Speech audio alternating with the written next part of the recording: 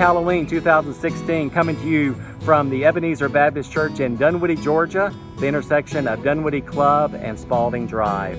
This church is the oldest church in Dunwoody. It was founded in 1829, and I'm standing here just casually talking to some friends that have just laid out to rest. I had a great day walking here in the cemetery, looking at some of the tombstones with some of the founding families of Dunwoody, and just walking and seeing the dates and learning a little bit of history. I actually began to think about Halloween and some of the symbols of Halloween, and got to thinking one of the most, familiar symbols is the pumpkin. But I got to thinking, who is Jack? Why is it called a jack-o'-lantern? Actually, what you may not know is that the pumpkin was not the original vegetable used to carve out during this Halloween season. Actually, there was a man named Stingy Jack who lived in a tiny village in Ireland. Jack liked to play tricks on people, and he liked to drink at the local pub. One night, the devil came to collect Jack's soul. Jack asked the devil if he could have one last request, and invited the devil to have a drink with him. Jack had no money to pay for the drinks, so he convinced the devil to change himself into a coin so he could pay.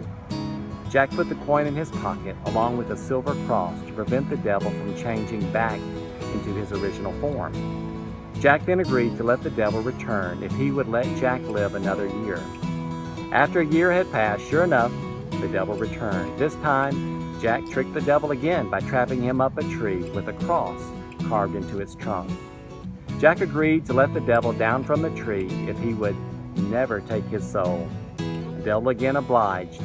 When Jack died a few years later, St. Peter refused to let Jack into heaven because of his despicable life. And the devil, keeping his promise, also wouldn't let him into hell either. Jack's soul was forced to wander through the darkness for eternity. The devil finally took pity on him and gave him a glowing ember from his hell to light his way.